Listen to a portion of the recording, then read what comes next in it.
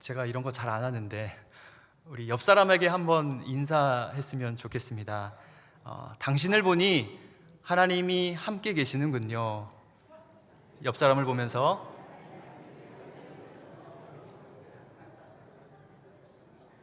네.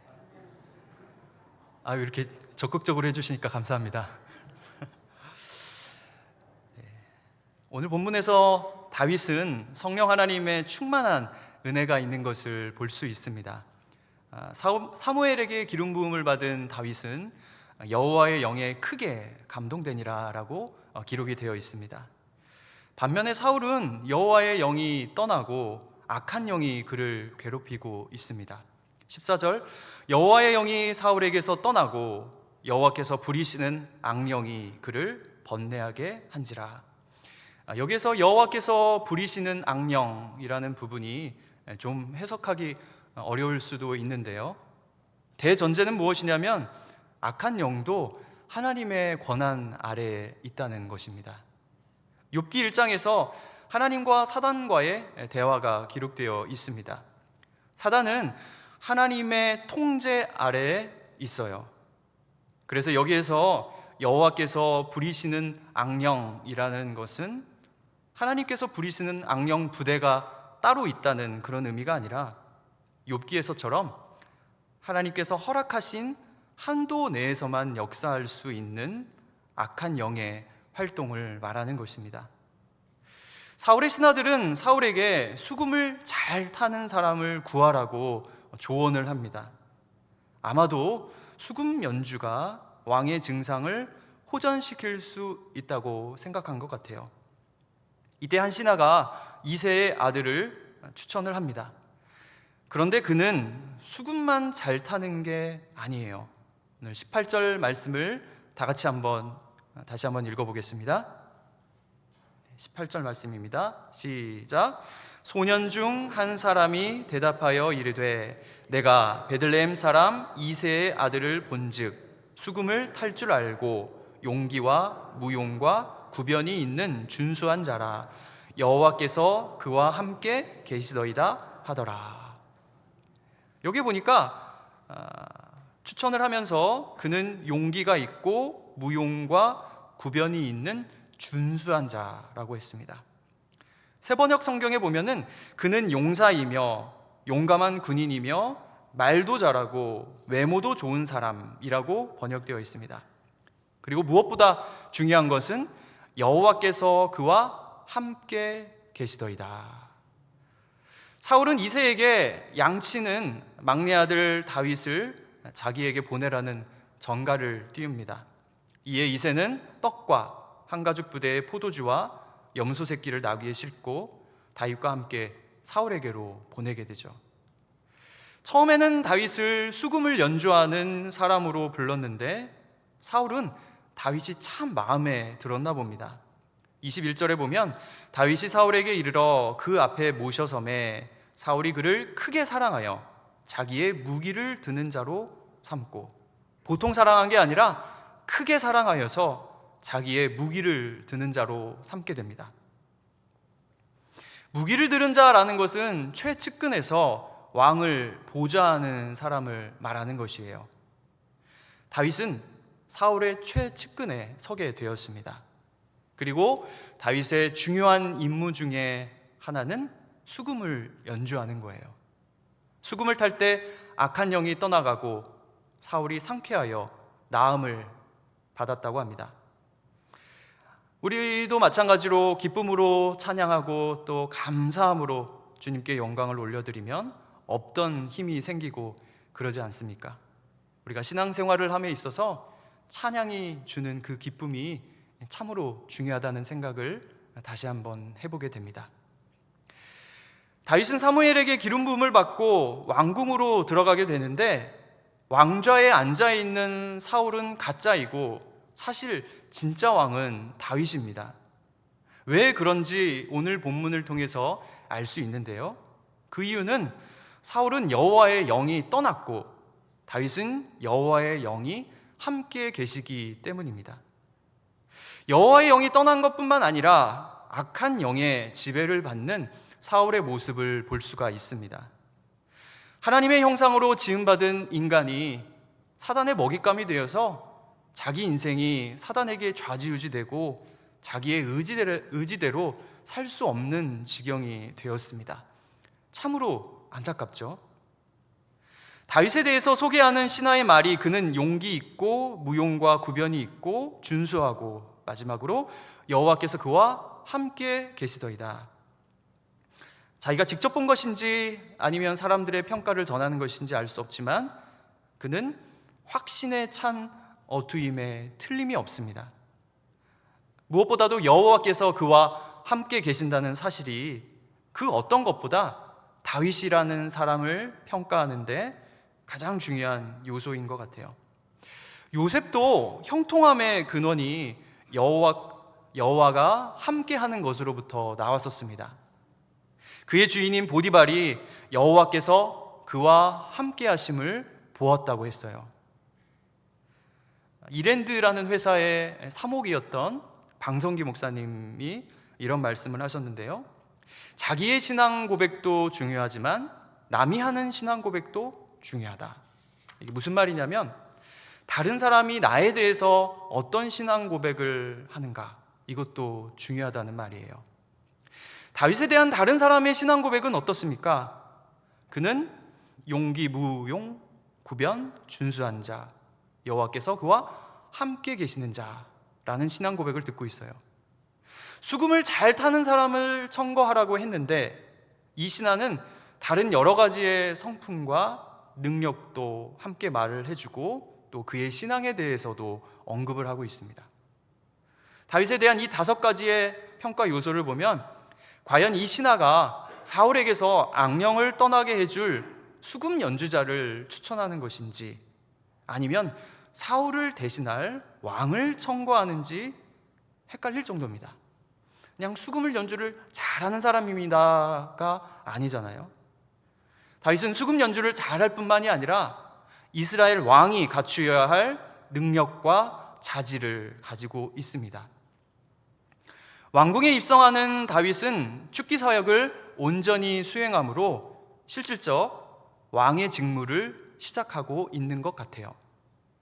하나님께서 이스라엘의 왕정 제도를 허락하신 이유는 이스라엘의 왕을 보면서 진짜 왕이신 여호와 하나님을 떠오르도록 계획하셨기 때문이에요.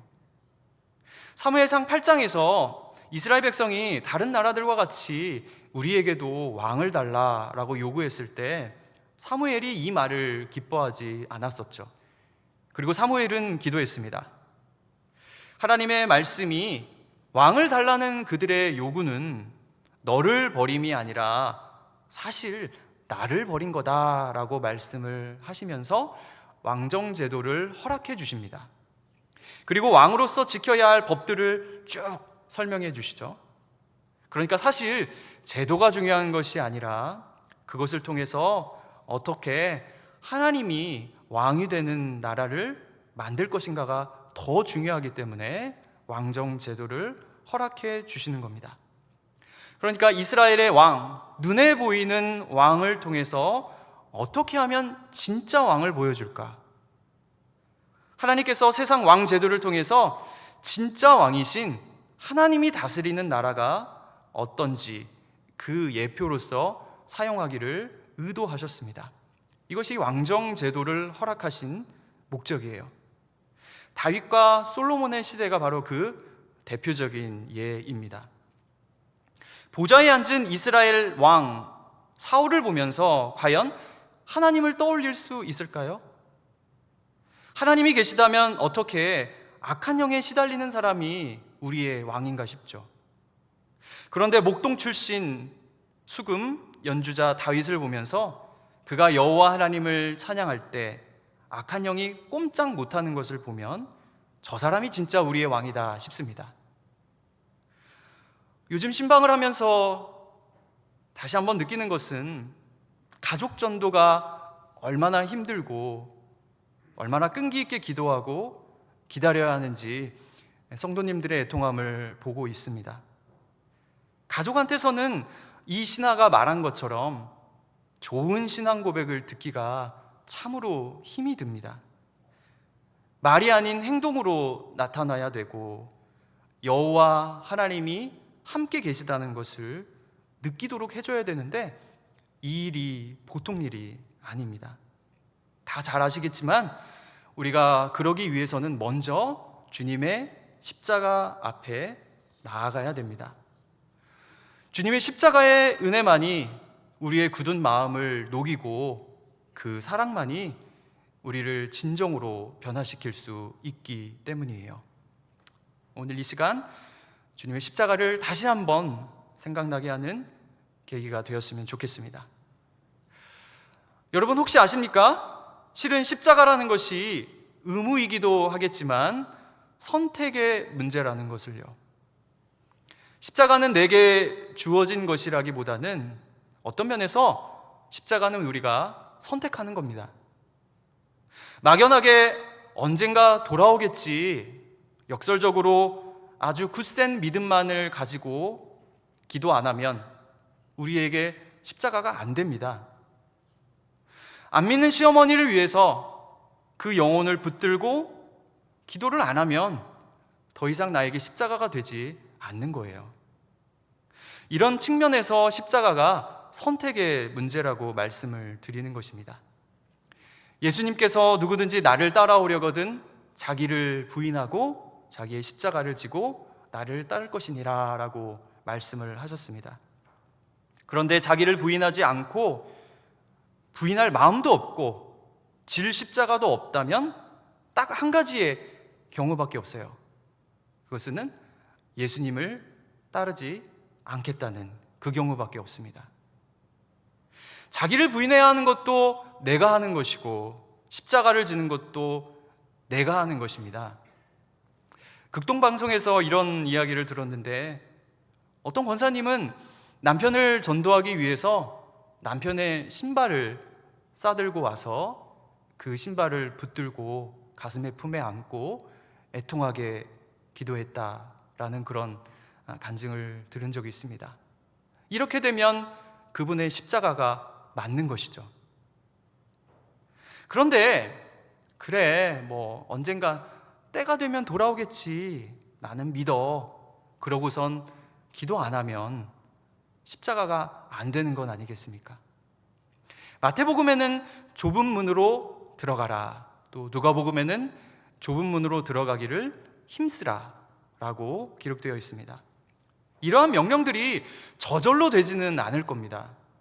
육신이 원하는 대로 살고 편한 쪽으로 택하고 세상 흐름대로 살다가 어쩌다 보니 좁은 문으로 들어가게 되는 일은 결코 없습니다.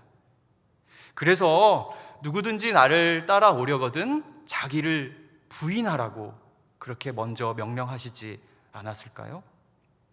그냥 육신이 원하는 대로 살면서 자기를 부인하지 않으면 자기 십자가는 없는 것입니다. 아브라함을 부르신 목적도 처음부터 선교적이었습니다.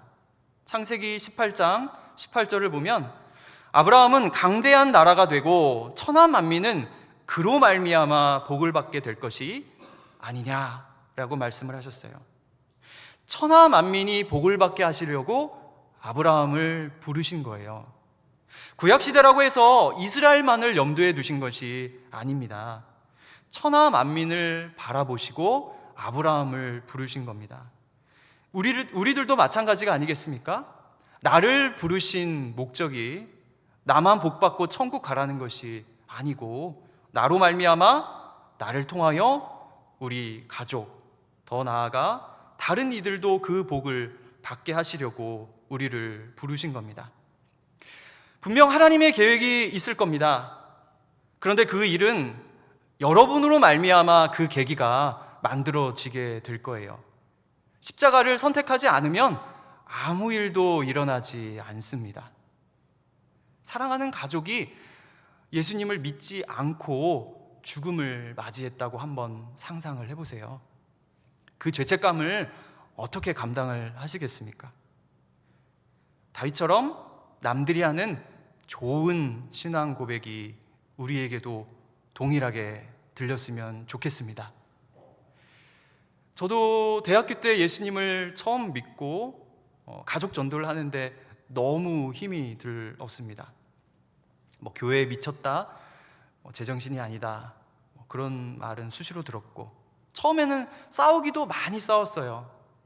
그런데 제가 신앙을 가지게 된 게 얼마 되지 않았기 때문에 어떻게 해야 할지를 몰라서 그냥 방에서 문 잠그고 소리내서 기도하기도 하고, 또 그때는 말씀이 너무 좋아서 성경책을 끌어안고 자기도 했습니다. 그런데 몇 년 후에 가족들이 이제 교회에 다 나가시게 되었는데 어머님과 누님이 저에게 이런 말을 하시더라고요. 그때 너한테 설명할 수 없는 어떤 특별한 느낌이 있었다. 아마 성령님의 역사가 아니었나 생각이 됩니다. 출신자분들이 전도를 더 잘하시기도 하는데 그때 저도 초신자여서 전도를 할 수 있었던 것 같아요. 나를 보니 하나님이 함께 계시는 것 같다. 가족 구원을 위해서는 꼭 필요한 말인데요, 세상에서 하고 싶은 거 다 하고 못 듣는 말입니다. 좁은 길로 들어가기를 힘쓰며 기도하며 피 흘려야 되는 거예요. 가족 구원을 위해 애쓰시는 성도 여러분, 주님이 주신 십자가를 진짜 십자가로 선택하는 복된 성도 되시기를 예수님의 이름으로 축원드립니다. 그냥 알아서 돌아올 것 같았으면 주님이 십자가에서 죽임당할 필요도 없었을 거예요. 그러나 눈물을 흘리며 씨를 뿌리면 영원한 효력이 있는 그 십자가의 능력이 여러분의 기도를 통하여 기쁨의 단을 거두게 하실 것입니다. 13절에서 사무엘이 다윗에게 기름을 부었는데 한 가지 궁금한 점이 생깁니다. 그것은 왜 이렇게 일찍 다윗에게 기름을 부었는가 하는 점이에요. 오늘 본문에서 다윗은 사울의 왕궁으로 첫 입성을 하게 됩니다. 기름 부음을 받고 나서 사울의 왕궁으로 들어갔는데 문제는 무엇이냐면 사울도 기름 부음을 받은 사람이라는 거예요. 16장에서 31장까지 사울이 죽기 전까지는 2명의 기름 부음 받은 자가 공존하고 있는 겁니다. 흔치 않는 상황이죠. 다윗에게 기름을 부으셨으면 뭔가 좀 달라지는 게 있어야 되겠죠. 그런데 달라지는 게 별로 없습니다. 사울이 폐위된 것도 아니고 다윗이 왕이 된 것도 아니고 여전히 왕은 사울인 상황이에요. 다윗이 기름 부음을 받았음에도 불구하고 사무엘상 31장까지 사울이 계속해서 왕입니다. 꽤 긴 시간이죠. 더욱 이해할 수 없는 것은 다윗이 기름 부음을 받았음에도 불구하고 다윗이 왕이 되기는커녕 오히려 핍박을 받습니다. 도망자 신세예요. 기름 부음을 받지 않은 보통 사람보다 더 형편없는 삶을 살고 있습니다. 매일매일이 긴장의 연속이고 무슨 범죄를 지은 사람처럼 쫓아다니고 있어요. 위의 형들을 뒤로하고 다윗이 기름 부음을 받은 이유는 그의 중심, 마음 때문이었습니다. 7절에 보면 여호와께서 사무엘에게 이르시되 그의 용모와 키를 보지 말라. 내가 이미 그를 버렸노라. 내가 보는 것은 사람과 같지 아니하니 사람은 외모를 보거니와 나 여호와는 중심을 보느니라. 여기서 중심이라는 히브리어 단어는 레바브, 마음이라는 뜻입니다. 겉모습이 아닌 마음을 보신다는 거예요. 그렇다면 다윗의 마음이 형들보다 뭔가 다르다라는 것을 예측할 수 있죠. 어떤 점이 다른가 한번 봤더니 12절을 보면 그의 빛이 붉고 눈이 빼어나고 얼굴이 아름답더라. 여호와께서 이르시되 이가 그니 일어나 기름을 부으라 하시는지라. 마음의 중심을 보기 때문에 기름 부음을 받았는데 다윗의 외모 이야기만 잔뜩 하고 있습니다. 눈이 빼어나고 얼굴이 아름답다. 조금은 당황스러울 수도 있을 것 같아요. 그런데 이것은 독자로 하여금 궁금증을 불러일으키기에 충분합니다. 그의 마음이 어떻길래 그는 이스라엘의 왕이 있음에도 불구하고 또 이스라엘의 왕으로 기름 부음을 받았을까 알고 싶어집니다. 다윗이 진짜 이스라엘의 왕이 되는 사무엘하 5장까지, 그러니까 기름 부음을 받는 오늘 본문 16장 13절에서부터 사무엘하 5장까지가 하나님께서 다윗의 마음을 보신 기간이 되는 겁니다. 다윗이 왕이 되기까지 그에 관해 생각나는 것이 무엇이 있을까? 저는 두 가지 사건이 기억이 납니다. 첫 번째, 다윗과 골리앗 사건이 떠오릅니다. 기름 부음을 받기 전부터 이미 다윗의 마음은 남달랐던 것 같아요. 온 이스라엘 사람들은 골리앗의 외모에 압도당하고 겁에 질려 버렸죠. 그런데 이스라엘 사람 중에서 오직 한 사람만이 다른 마음을 가지고 있었어요. 다윗도 여호와 하나님처럼 외모를 보지 않고 중심 마음을 보는 사람이에요. 이 할례받지 않은 골리앗, 네가 뭔데 하나님의 군대를 모욕하냐? 외모에 대해서 언급을 하지 않거든요. 사람들은 골리앗의 외모만 보고 다 두려워 떨었는데 다윗은 골리앗의 외모를 본 게 아니라 감히 이스라엘을 우습게 여기는 골리앗의 마음보를 보고 있습니다. 그리고 다윗의 마음이 여호와 하나님께로 가 있습니다. 하나님의 이름을 모욕하는 골리앗에게 분노하는 사람은 다윗밖에 없어요. 너는 칼과 창으로 내게 나아오거니와 나는 여호와 하나님의 이름으로 내게 나아가노라. 다윗은 하나님과 같이 마음을 보는 사람이고 또 그의 마음이 하나님께로 가 있어서 감히 하나님의 이름을 사용하는 용사의 모습을 봅니다. 하나님의 이름으로 내게 나아간다고. 그러니까요. 다윗은 자기를 위해서 하나님의 이름을 망령되이 사용하고 있는 게 아닙니다. 하나님의 하나님 되심을 증거하기 위해서 사용하고 있어요. 실은 여호와 하나님의 이름을 위해서 목숨을 걸고 있습니다. 자기가 살려고 하나님의 이름을 사용하는 게 아니라 자기는 죽어도 좋으니 여호와 하나님의 이름을 살리려고 하나님의 이름을 사용하고 있어요. 두 번째, 다윗의 마음을 엿볼 수 있는 사건은 사울에 의해서 쫓김당하는 시절에 있었던 일입니다. 다윗은 사울을 죽일 기회가 두 번이나 있었는데 죽이지 않았던 일을 보면 다윗의 중심 마음을 볼 수 있습니다. 우리가 잘 알다시피 다윗은 사울을 존중히 여겨서가 아니라 하나님을 존중히 여겼기 때문에 그에게 손을 대지 않은 거예요. 똑같이 둘 다 기름 부음을 받은 자이지만 사울은 기름 부음을 받은 다윗을 죽이려 하고 반대로 다윗은 사울이 기름 부음을 받은 자이기 때문에 그의 생명에 손을 대지 않으려고 합니다. 다윗의 마음과 중심이 여호와 하나님께로 가 있는 것을 볼 수 있는 것이죠.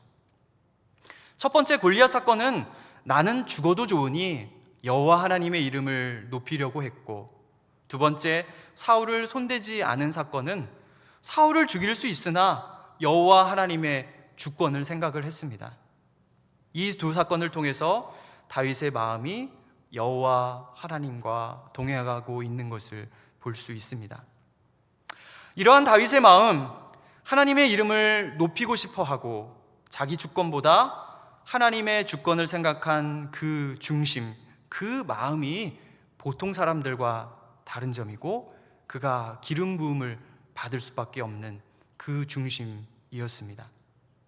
또 이런 중심을 가진 다윗을 사람들은 여호와께서 그와 함께 계신다라는 평가를 하고 있는 것이죠. 이 세상의 끔찍한 사건과 사고에는 그렇게 마음 아파하고 분노하면서 하나님의 이름이 세상 사람들에게 조롱을 받고 하나님의 명예가 땅에 떨어지는 것에 관심이 없으면 그는 하나님의 사람이 아닐 겁니다. 영적인 사람들은 서로 하나님의 이름을 높이고 또 열정적으로 주님을 찬양할 때 참된 기쁨을 누릴 뿐만 아니라 진짜 하나님의 사람들은 주님의 이름을 소중히 여기기 마련입니다. 하나님의 주권을 생각하며 자기의 생각과 자기의 의와 씨름하는 성도들을 보면 눈물이 납니다. 권위를 인정하고 싶지 않은 직장 상사를 보면서 질서를 따르기 위해 자기 자신을 치는 사람은 그리스도인들밖에 없을 거예요. 미워하지 않게 소가리를 하는 귀한 성도님들, 우리 주님께서 얼마나 기뻐하시겠어요. 내 마음에 주님이 계시니까, 또 주님 마음에 내가 있으니까 함부로 행동하지 못하고 인내하게 됩니다. 이런 마음으로 주님과 함께 동행할 때 하나님의 영광을 맛보며 가정에서, 교회에서, 우리 삶의 곳곳에서 하나님의 이름이 높임을 받고 많은 사람들이 하나님을 인정하는 그 역사가 이루어질 줄 믿습니다. 결국 다윗을 향한 남들의 신앙 고백은 그의 마음에서 비롯된 것임을 알 수 있습니다. 하나님을 사랑하고 그분의 말씀을 따르려고 애쓰는 다윗의 마음을 보고 사람들은 말합니다. 다윗, 당신을 보니 하나님이 함께 계시는군요. 성도 여러분, 여러분의 마음에 진정 주님이 계신다면 여러분을 향한 다른 이들의 신앙 고백도 이와 다르지 않을 것입니다. 일평생 하나님이 함께 하시는 인생 되시기를 예수님의 이름으로 축원드립니다. 기도하겠습니다. 하나님 아버지, 우리 마음에 진정 하나님이 계시기 원합니다. 하나님이 함께하는 사람, 다른 일들도 그렇게 느끼고 고백하는 그런 신앙인 되기 원합니다. 다윗처럼 하나님을 사랑하며 소중하게 여기는 마음 허락하여 주시옵소서. 예수님의 이름으로 기도합니다. 아멘.